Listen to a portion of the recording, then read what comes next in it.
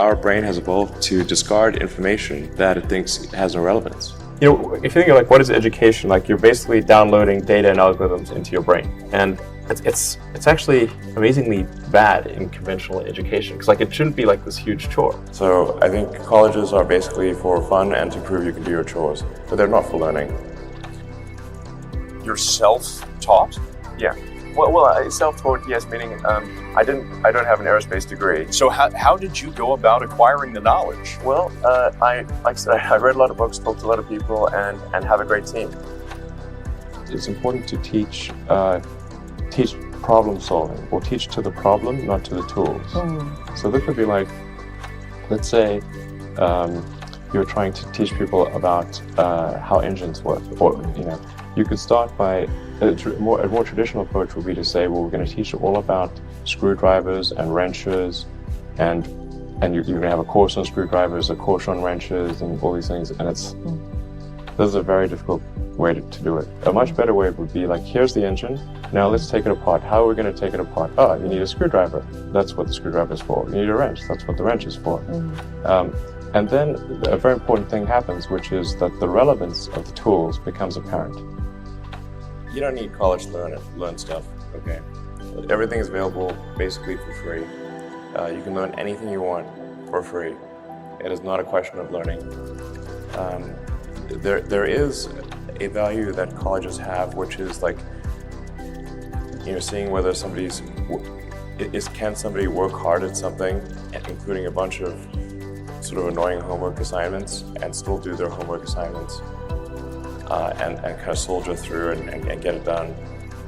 That's like the main value of college. And then also, if you probably want to hang around with a bunch of people your own age for a while instead of going right into the workforce. So I think colleges are basically for fun and to prove you can do your chores, but they're not for learning. Generally, you want education to be like as close to a video game as possible, like a good video game. Like, you do not need to tell your kid to play video games. They will play video games on autopilot all day. So if you can make it interactive and engaging, then you can make education far more compelling and far easier to do. So you really want to disconnect the whole grade level thing from the subjects. Allow people to progress at the fastest pace that they can or are interested in each subject. It seems like a really obvious thing. I think like most teaching today is a lot like vaudeville, where and as a result, it's just not that compelling. It's like somebody standing up there and lecturing to you, and they've done the same lecture several years in a row. They're not necessarily all that engaged or in doing it. If you think of like what is education, like you're basically downloading data and algorithms into your brain, and it's actually amazingly bad in conventional education because like it shouldn't be like this huge chore. Like the more you can gamify the process of learning, the better. Like for my kids, I do not have to encourage them to play video games. Okay, I have to like pry them from their hands, like crack. Yes. It's like drop that crack needle. In fact, I think a lot of things people learn probably there's no point in learning them because they never use them in the future. Well, you have to say like people I think don't stand back and say, well, why are we teaching people these things? And we should tell them probably why we're teaching these things. Because a lot of kids are just in school kind of puzzled as to why they're there. And I think if you can explain the why of things, then that makes a huge difference to people's motivation. Then they understand purpose. So I think that's pretty important, and just make it entertaining. But I think just in general, like conventional education should be massively overhauled. I'm sure you very much agree with that. But, well, people do not think critically enough. I mean, critical thinking is a skill in short supply, where people take too many things they assume too many things to be true without sufficient basis in that belief. So it's very important that people closely analyze what is supposed to be true and try to build up. Try to say let's analyze things from first principles, not by analogy or not by convention. If you assume things are true by convention, which is actually what most people do, then it's difficult to gain insight into how things can be bettered.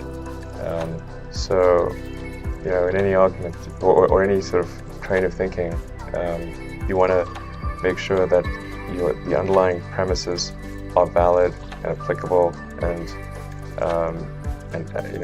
then in reaching a conclusion, that the conclusion you're reaching is necessarily driven by the underlying premises and the interconnection between those premises.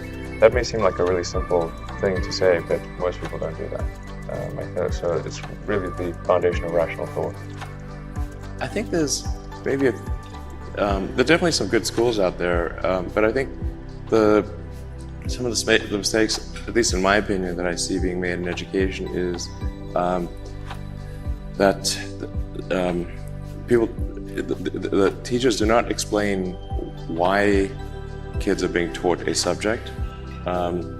You just sort of get dumped into math and like, well, why are you learning math?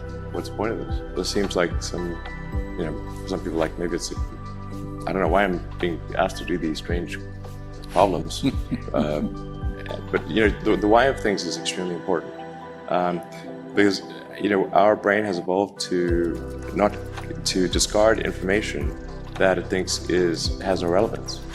So then, if on the one hand you're being asked to memorize or learn, say, formulas, but you do not know why this is the case, then you have this cognitive dissonance of, it seems irrelevant, but I'm being told to remember it, so I'll be punished.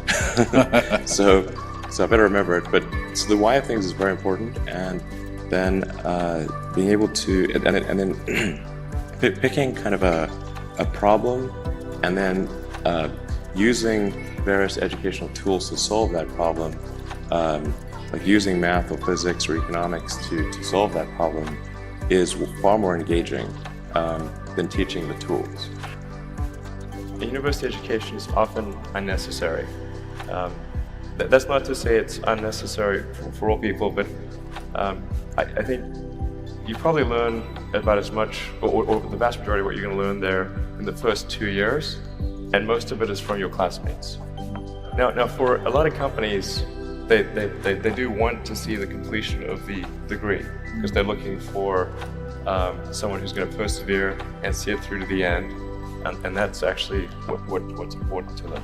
So it really depends on what somebody's goal is. If the goal is to start a company, I would say no point in finishing college. So I think that's how it should be. And it shouldn't be that you've got like these grades where people move in lockstep. And so everyone goes through, goes like normally, we'll go through English, math, science and so forth from like 5th grade to 6th grade to 7th grade, like it's an assembly line. But people are not objects on an assembly line. That's ridiculous.